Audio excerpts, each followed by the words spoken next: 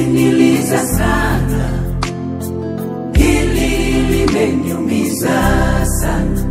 Awamu hii nimeumia sana, Mungu wangu nisaidie. Mbona umeniacha sana, katika hili nimeumia sana. Nakiri na kuhitaji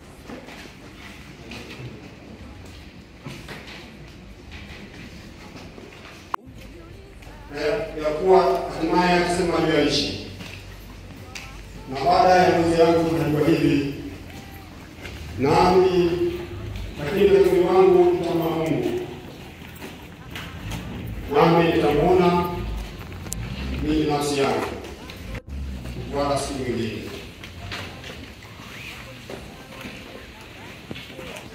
Hakuna kitu duniani tena ni dhahiri ya kuwa hatuwezi kupata kitu. Bwana alitoa na Bwana ameondoa, jina la Bwana na lihimidiwe.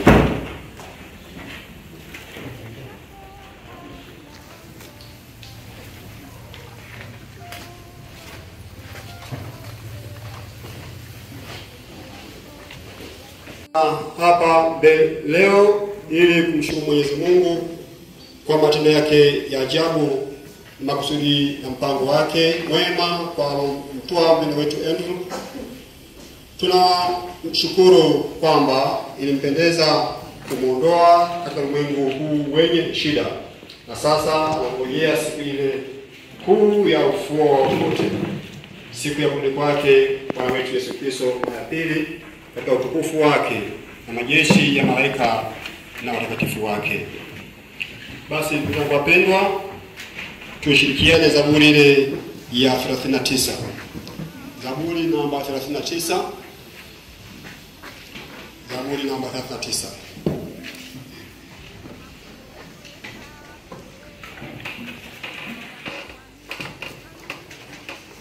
Na alisema nazungumza njia zangu, maadamu mtu mbaya yupo mbele yangu, na alikuwa zisemi ya kimya, sina faraja maumivu yangu. Wakorintho sura ya 15 kuanzia aya ya 58. Wakorintho wa kwanza sura ya 15 kuanzia aya ya 58. Ndugu, nisemayo ni haya, ya kuwa nyama na damu haziwezi kurithi ufalme wa Mungu, wala uharibifu kurithi kutokuharibika. Angalieni, nawaambia siri, hatutalala sote, tutabadilika kwa dakika moja, kufumba na kufumbua, wakati wa parapanda ya mwisho. Maana parapanda italia na wafu watafufuliwa, wasiwe na uharibifu, nasi tutabadilika. Maana sharti huu haribikao uvae kutokuharibika, nao huu wa kufa uvae kutokufa. Basi huu haribikao utakapovaa kutokuharibika, na huu wa kufa utakapovaa kutokufa, hapo ndipo litakapokuwa lile neno lililoandikwa, mauti imemezwa kukushinda.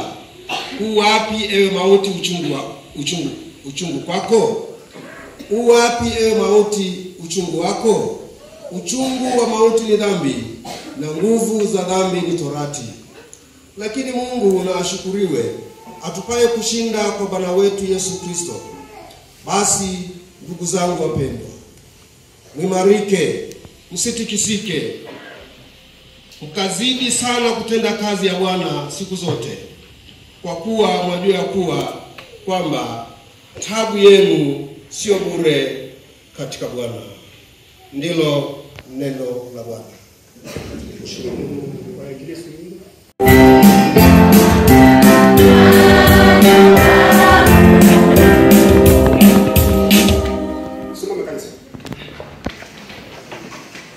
Bwana, usimhukumu mtumishi wako, maana mbele zako hakuna mtu atakayekuwa mwenye haki, isipokuwa wale uliowasafisha wewe. Tunakuomba hukumu yako isiwe nzito kwa huyu ndugu yetu tunayemweka kwako, kwa kutumaini na kukuomba, tukimkumbuka Kristo Yesu asili ya imani yetu. Bali umjalie aiepuke hukumu ya ukali wa ukarimu wako, kwa maana alipokuwa hai alitiwa muhuri yako, wewe Utatu Mtakatifu, uishie na kumiliki Mungu milele na milele. Uniokoe Bwana na mauti ya milele, kunako siku ile ya hofu, mbingu na nchi zitakapotikisika, utakapokuja kuhukumu ulimwengu kwa moto. Uniokoe Bwana na mauti ya milele, kunako siku ile ya hofu, mbingu na nchi zitakapotikisika, utakapokuja kuhukumu ulimwengu kwa moto. Nimeingia hofu na kutetemeka, hata hukumu iwekwe, ghadhabu ikaonekane. Mbingu na nchi zitakapotikisika, siku ile ya ghadhabu, shida na huzuni, siku ya uchungu mwingi, utakapokuja kuhukumu ulimwengu kwa moto. Raha ya milele mjalie Bwana, na nuru ya daima imwangaze. Uniokoe Bwana na mauti ya milele, kunako siku ile ya hofu, mbingu na nchi zitakapotikisika, utakapokuja kuhukumu ulimwengu kwa moto. Bwana uturehemu. Kristo uturehemu. Bwana uturehemu. Baba yetu uliye mbinguni, jina lako litukuzwe, ufalme wako uje, mapenzi yako yatimizwe hapa duniani kama huko mbinguni. Utupe leo riziki yetu, tusamehe makosa yetu kama sisi tunawasamehe waliotukosea, usitutie majaribuni, lakini tutoe maovu. Kwa kuwa ufalme ni wako na nguvu na utukufu hata milele. Amen. usitutie majaribuni, Bwana uiokoe roho yake, astarehe katika amani. Bwana usikie kuomba kwetu. Bwana kae nanyi. Tuombe. Mungu, ni sifa yako kurehemu na kusamehe siku zote. Tunakuomba dua yetu kwa unyenyekevu kwa ajili ya roho ya huyu mtumishi wako Andrew Mlelwa, mruhusu afariki katika dunia hii. Usimtie katika mikono ya adui yake, wala usimsahau milele, bali uamuru akaribishwe na malaika zako watakatifu, asikose kufika kwetu peponi.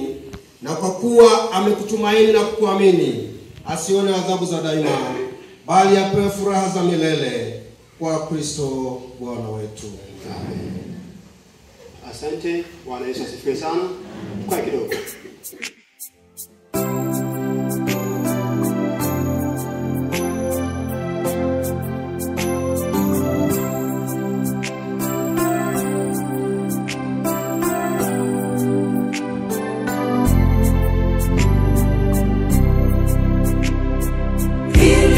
Limeniliza sana, hili limeniumiza sana, awamu hii nimeumia sana.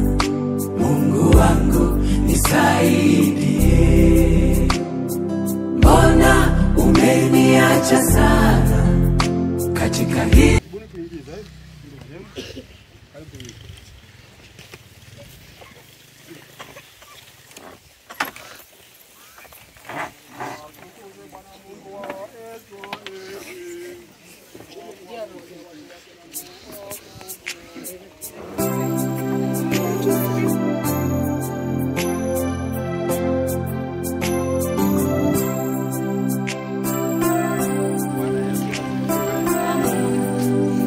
Tutoe pole kwa wafiwa, watoto, mke, ndugu na marafiki wote. Bwana Yesu asifiwe. Na pia kwa wenzetu ambao wametoka mbali kutoka huko Morogoro mpaka kufika hapa. Sikia Ludewa ndio hii jamani. Kama mlikuwa nasikia ndio hii, lakini kwa Mungu angalau barabara sasa sio mbaya sana kama zamani. Maisha angalau ni kwa lakini sasa hivi tunasafiri vizuri. Bwana Yesu asifiwe. Amen. Sasa hivi usiwe na maswali mengi, maana yake wengine wanakama salia huko yule nani. Hapo naanza kuulizana maswali baada ya kunisikiliza anasema nini. Bwana Yesu asifiwe. Naitwa mchungaji Peter Elia Mng'ong'o. Niko Mlangali. Ngine anasema kasisi kiongozi wa eneo ambao linakusanya mitaa mitano parish 5. Niko kule Mlangali. Si mbali sana kutoka hapa. Simama naweza kuona Mlangali. Lakini ndio huko nilipo. Bwana Yesu asifiwe. Nataka tujifunze maneno ya Mungu yatusaidie. Kwanza tutiane moyo kwamba tuko safarini. Hapo vile vile tujikumbushe na sisi kwamba tu wasafiri. Bwana Yesu asifiwe.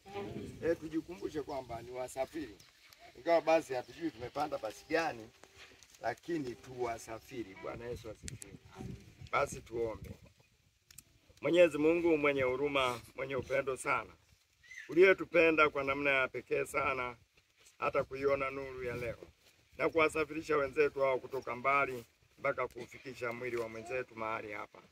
Nakuja mbele zako jinsi tulivyo, tu wanadamu, tu wadhaifu, tu wenye dhambi.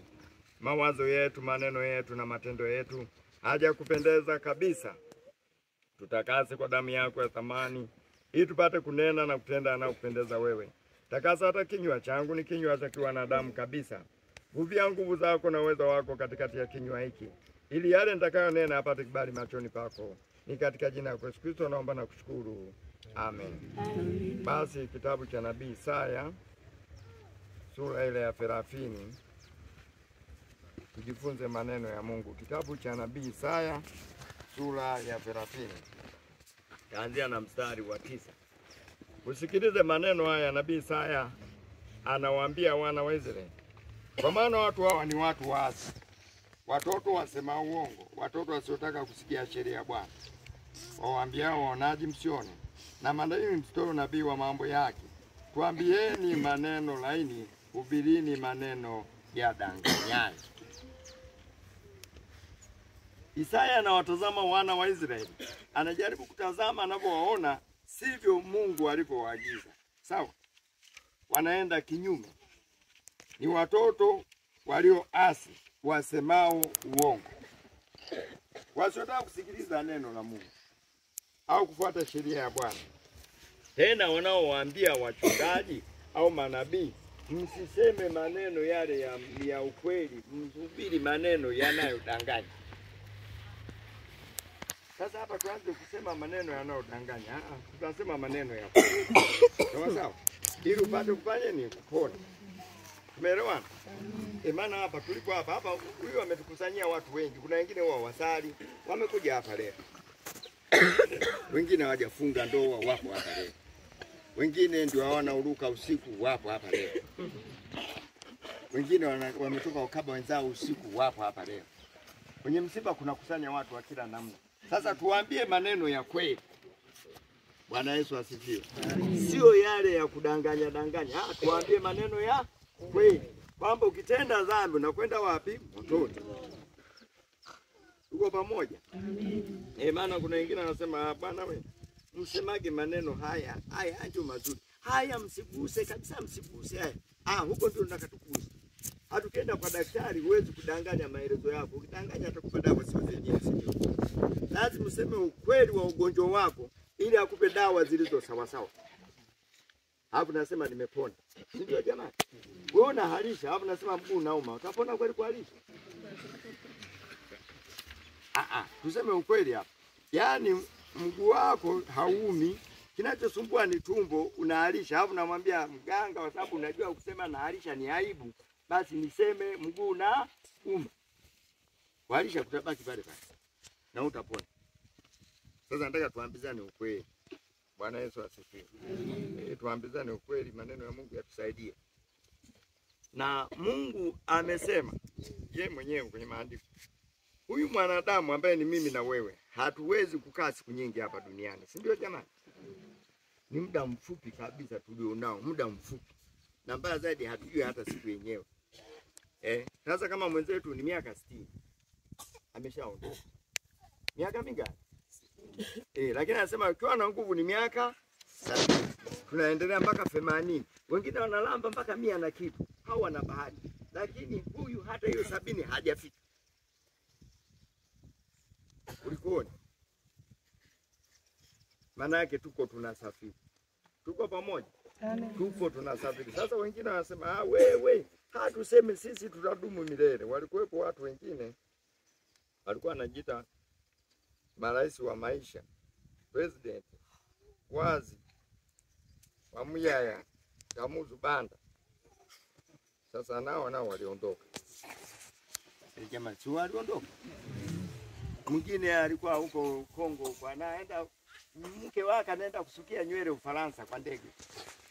Na yeye mwenyewe anaenda kula chakula Ufaransa, hapo narudi tena zaidi.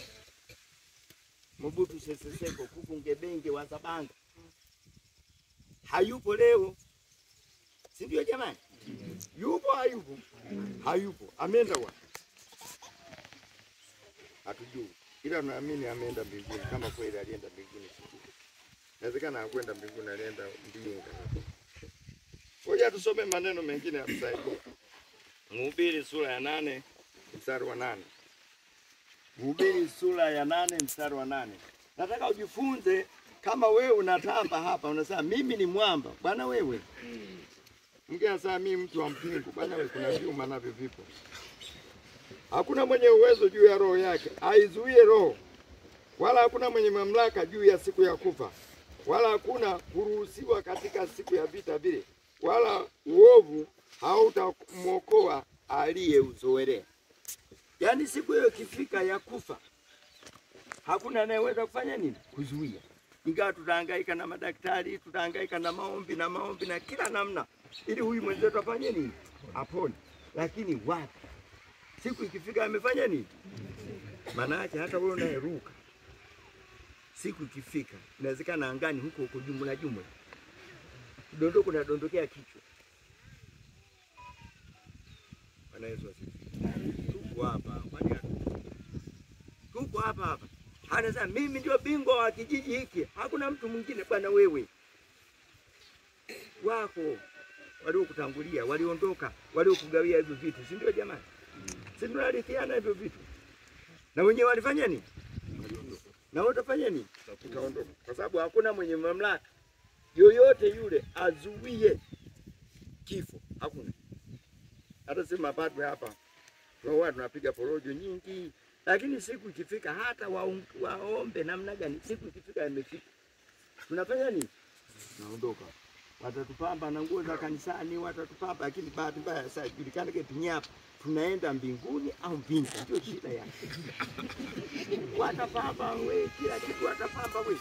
Lakini siri ni ajabu sana. Sawa ndugu zangu? Nani tutakuwa tengeneze maisha. Hakuna mwenye uwezo juu ya roho yake, aizuie roho. Wala hamna mwenye mamlaka juu ya siku ya kufa. Wala hakuna kuruhusiwa katika vita vile, wala uovu hautamwokoa. Hautakuokoa uovu. Acha mabaya. Tuko pamoja? Waache mabaya. Mimi nina huduma ya kuombea wagonjwa. Huwa tunasikia mambo mengi ya ajabu sana tunapoombea wagonjwa. Yale mapepo yanavyosema. Yanasema mambo mengi ya ajabu. Mpaka unajiuliza hivi hawa ni wanadamu wale au ni mtu mwingine? Eti pepo linasema huyu alikuwa mke wangu, mkamwana. Hivi ni kweli sahihi? Huyu mkamwana huyu ambaye ni mke wa mtoto wake anasema alikuwa mke wake. Sasa wewe penye hapa pako sawa sawa tu. Lakini mpo hapa mwenye kundi hili mpo. Natembea na wakamwana wewe. Eti uchawi ukomai. Nani alikuwa tunakoma kwa kama maini? Wapo. Wanasema mambo ya ajabu mpaka huwezi kuamini. Mpaka wakati mwingine hata makanisani huko ukiwauliza na makanisa mmeharibu mengine tumenyea maji. Hivi hamna vichaka mpaka mnyea kanisani. Wewe kitandani pako umekunya maji wewe. Lakini mko hapa. Mmekunya mpaka makanisani. Hivi kweli kabisa wewe kweli na akili yako iko sawa wewe unaenda kunya kanisa? Na wamama ndio wamezidi kuliko. Acha kusikia na pia amesema mwache mwanamke mchawi. Haya baba. Lakini hapo kwa anapiga msalaba. Ukifika amefika mbinguni leo. Waongo asiku.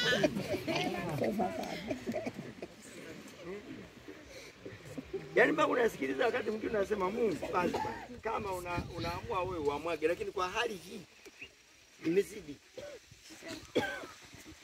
Tumezidi jamani, tuache hayo maovu, mmenisikia?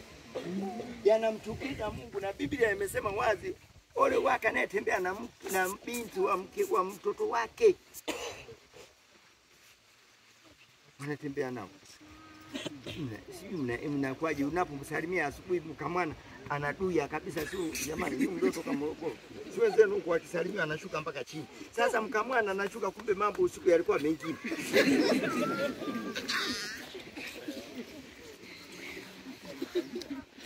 Hatuseme maneno laini.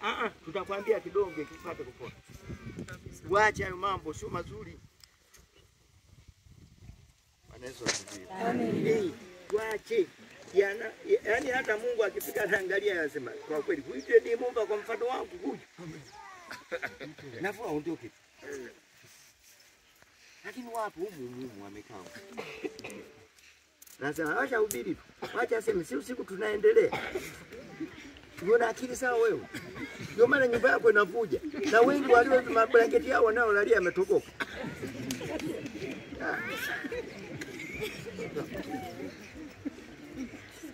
Mablanketi yao yametoboka.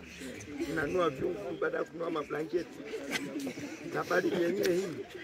Blanketi nao limetoboka. Ndio maana mnahamaga usiku. Naogopa kuhama mchana. Ngoja tusome sehemu nyingine.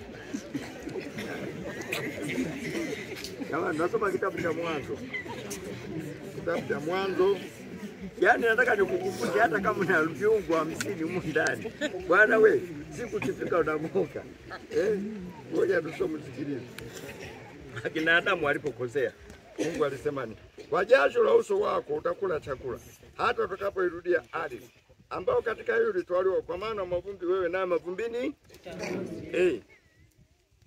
Kwa jasho la uso wako utakula.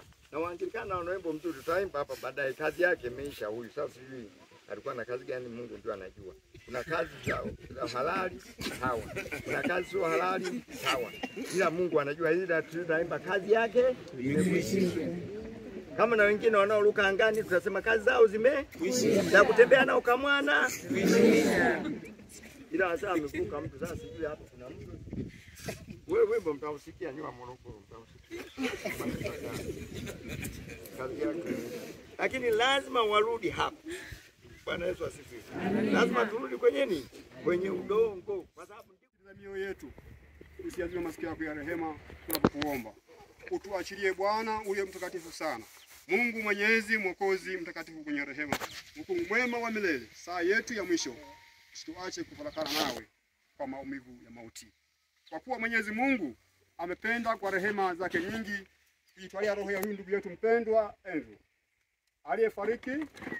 Sisi tunaurudisha mwili wake ardhini, udongo kwa udongo, majivu kwa majivu, mavumbi kwa mavumbi, kwa tumaini thabiti pasipo shaka la ufufuo wa uzima wa milele kwa Bwana wetu Yesu Kristo, atakayeubadili mwili wetu wa unyonge upate kufanana na mwili wake wa utukufu, kwa uweza ule awezao kuvitisha hata vitu vyote chini yake. Bwana uturehemu. Bwana uturehemu. Kristo uturehemu. Kristo uturehemu. Bwana uturehemu. Bwana uturehemu. Baba yetu uliye mbinguni, jina lako litukuzwe. Ufalme wako uje, mapenzi yako yatimizwe hapa duniani kama huko mbinguni.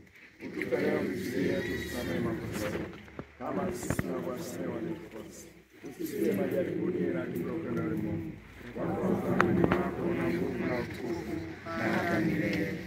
Tuombe. Mungu wa rehema nyingi, Baba wa Bwana wetu Yesu Kristo, aliye ufufuo na uzima, ambaye kila amwaminie yeye ajapokufa ataishi, na kila mwenye kuishi ndani yake na kumwamini hafi milele. Kwa kusihi kwa unyenyekevu, Baba wa ufufuo, utufufue na sisi toka mauti ya dhambi kwenye uzima wa haki, ili tukifariki dunia hii tustarehe katika yeye, kama tunavyotumaini kuwa huyu ndugu yetu amestarehe, na katika ufufuo wa watu wote siku ya mwisho tuwe na kibali machoni pako, tupewe baraka ile ambayo mwana wako mpendwa atawapa wote wakupendao. Na kukucha sema, njoni watoto mliobarikiwa na Baba yangu, ulithini ufalme mliowekewa tangu kuumbwa kwa dunia. Utupe haya, Baba, tukusihi, Baba wa rehema, kwa njia ya Yesu Kristo mpatanishi na mwombezi wetu. Raha ya milele umjalie Bwana, asali katika amani. Roho yake na roho za waaminifu wote katika imani, asali katika amani. Asante sana. Basi wakati huu sasa tutaweka udongo, niombe familia. Tuko wengi sana jamani. Tungetamani tutoweke. Hali inabadilika. Tuombe familia mtu wakilishe. Familia watu wakilisha kuweka udongo. Baada ya hapo nitaomba vijana wangu tafadhali. Kazi yake imekwisha, nayo mapigano pia. Sasa amevuka mto safari la mwisho. Baba mikononi mwako tunamweka, Baba mikononi mwako tunamweka sare. Eza moyoni zitafunuliwa huko.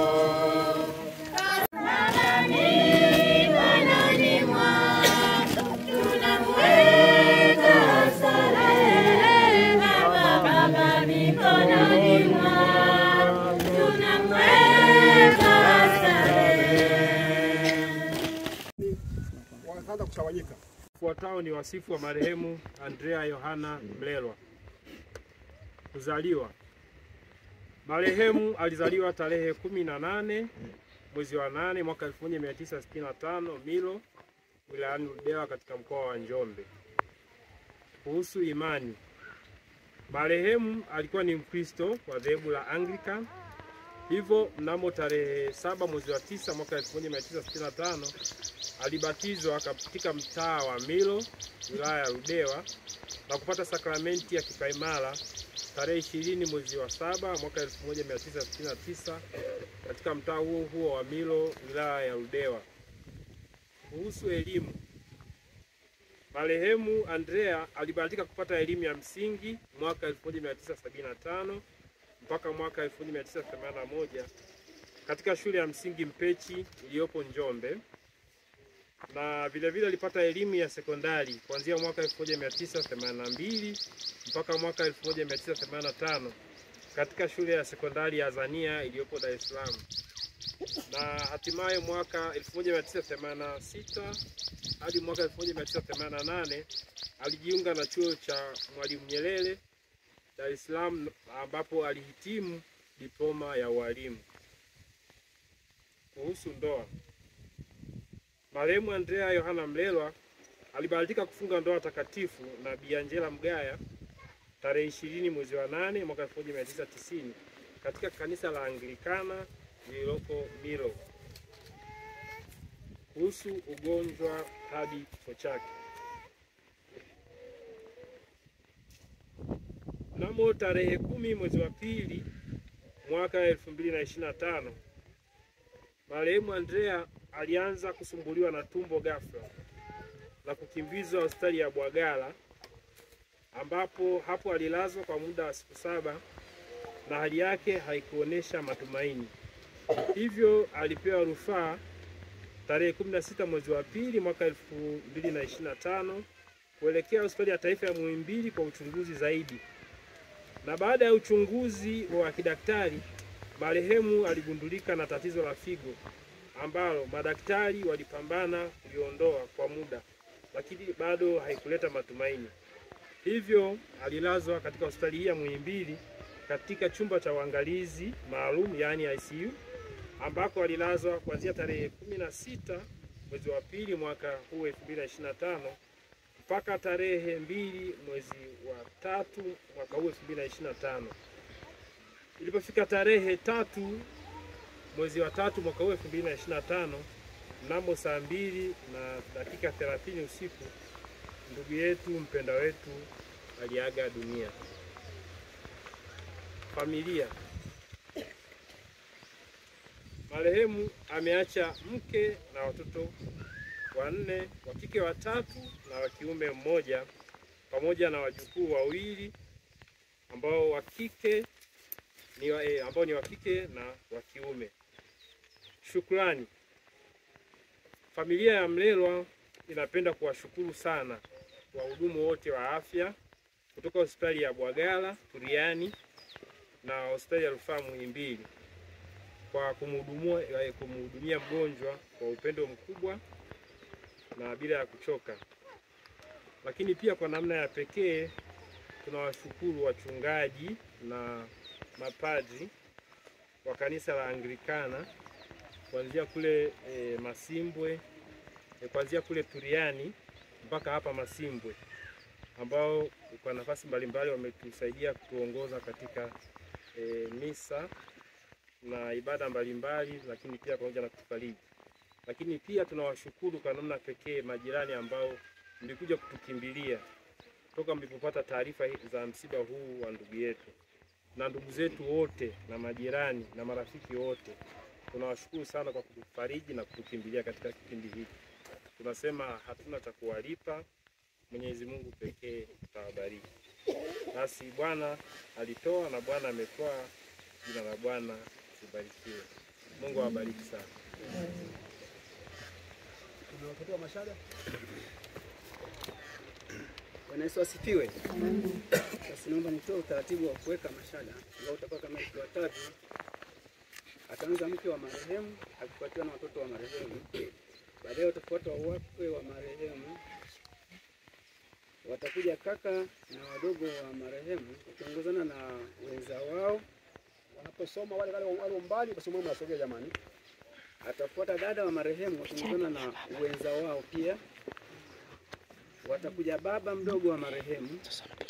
Watakuja wajomba wa marehemu, hao watakuwa Wile na mama Utega. Watafuata mama wadogo wa marehemu na wenza wao. Watafuata shangazi wa marehemu. Watafuata binamu wote. Watafuata watoto wadogo zake marehemu wote. Watafuata shemeji zake marehemu na mgaya hao. Watafuata mke wa marehemu, wayembe wa marehemu. Watakuja mama mdogo wa marehemu, huyu ni mama Mtulo. Atafuata mama mdogo pia, mama mdogo wa marehemu, huyu ni mama Kashela na watoto. Utafuata umoja wa watu wa nyanda za juu kusini ambao wanaishi Tuliani. Atafuata mwakilishi wa serikali ya wanafunzi, huyu anatoka chuo cha Musti Mbeya. Atafuata mwakilishi toka Mavanga, huyu naambiwa ni baba na mama 6.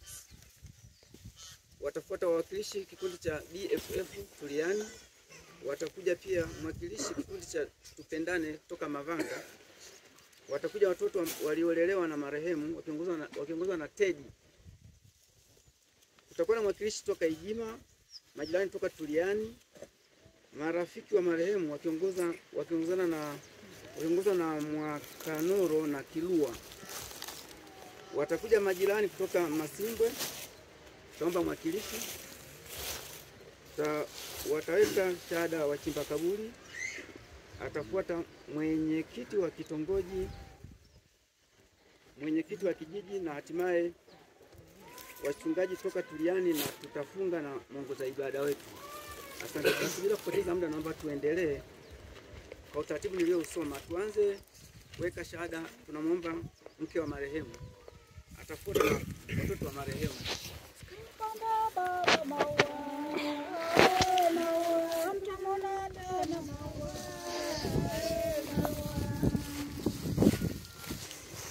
Watoto wa marehemu wakati kujiandaa wakwe wa marehemu.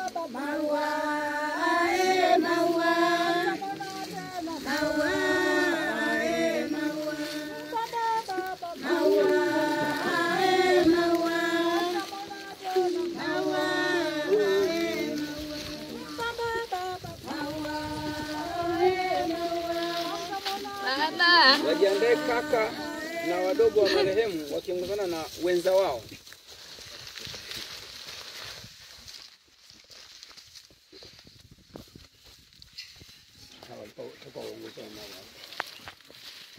Afuate dada wa marehemu wakiongozana na wenza wao. Wakati wajiandae baba mdogo wa marehemu.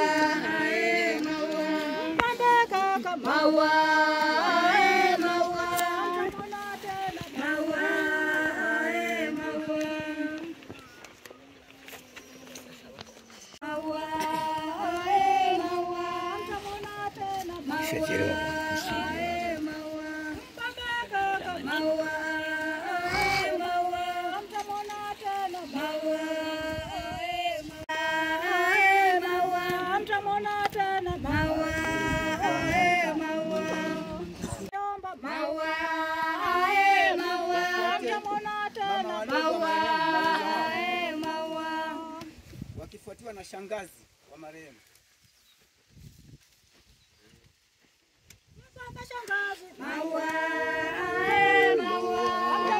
Kina binamu wote.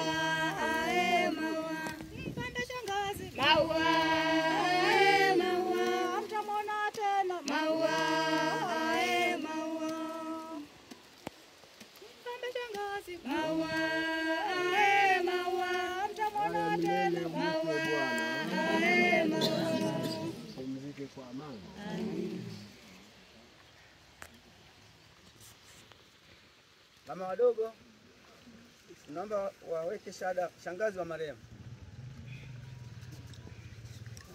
wakifuatiwa na binamu wote. Watoto wadogo zake marehemu wote, watoto wa wadogo zake marehemu wote.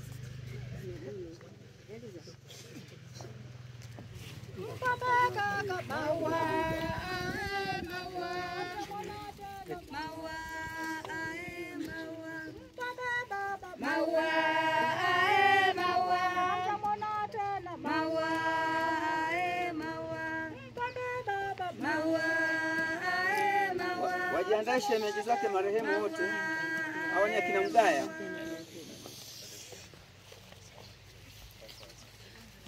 Watafuatiwa na mkwe wa marehemu.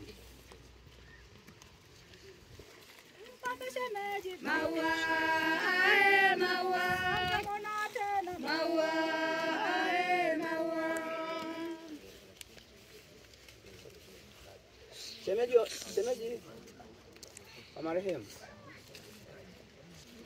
Mkwe wa marehemu atafuatiwa na wayembi wa marehemu.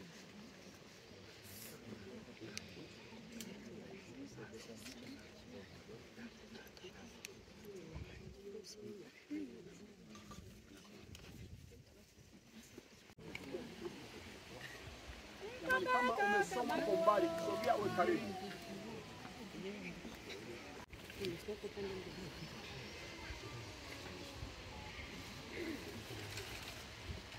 Mama mdogo wa marehemu, Mama Mturo.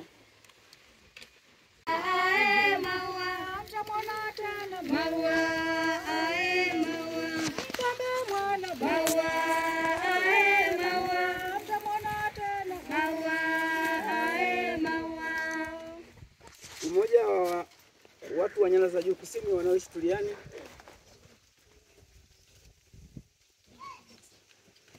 Watafuatiwa na mwakilishi kutoka serikali ya wanafunzi Musti Mbeya.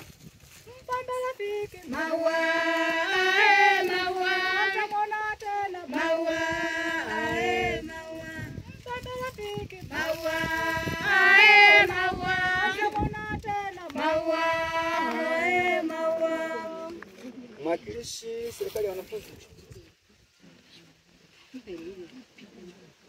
Mwakilishi toka Mavanga, baba na mama 6.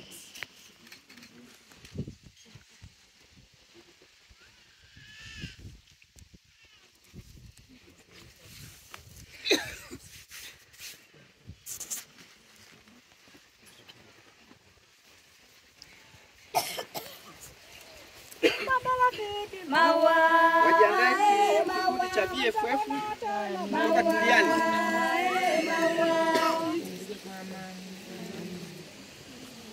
BFF toka Tuliani watafuatiwa na mwakilishi kikundi cha Tupendane toka Mavanga.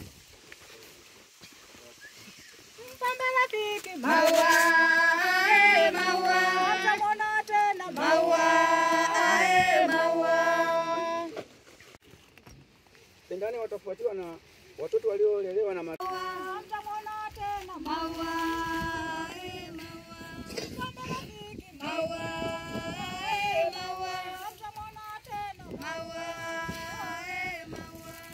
Najiandae mwakilishi toka Igima na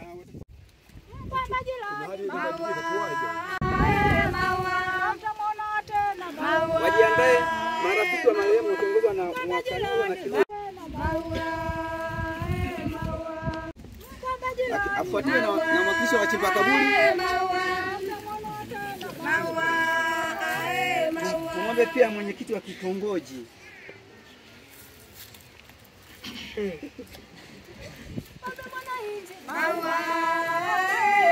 Atafuatiwa na mwenyekiti wa kijiji.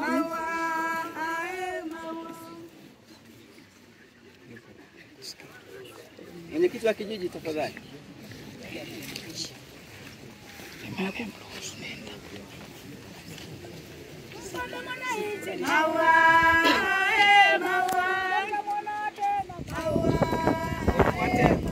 Wachungaji toka Tuliani.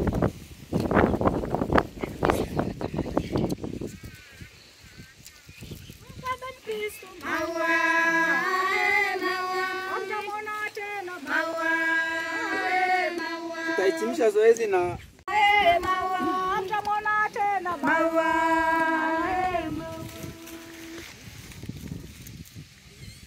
asante. Na huo ndio mwisho. Bwana Yesu asifiwe. Amina. Naitwa Jamal. Mimi ni mwanafunzi wa Chuo Kikuu Mbeya. Niko hapa kuwakilisha serikali kuu ya wanafunzi Mbeya University of Science and Technology. Kwa msiba huu mzito kwa baba yetu mzazi wa Samuel Mwilwa. Sisi kama wanafunzi tunaahidi ya kwamba tutadumisha upendo, mshikamano na ukarimu kwa ndugu yetu, kaka yetu Samuel. Naahidi ya kwamba tutakuwa naye pamoja katika masomo yake na kumtia moyo. Sambamba na hili pia tunaweza kumfariji kwa kiasi kidogo, kumaanisha kumtia moyo ndugu yetu Samuel. Mwisho kabisa niseme tunaomba kwa Mwenyezi Mungu awatie nguvu familia ya Samuel kwa kipindi hichi kigumu. Na hivyo basi na sisi kama binadamu tumkumbuke Mwenyezi Mungu. Hakika sisi ni wa kwake na kwake tutarejea. Asanteni sana. Amina. Basi asante. Mwisho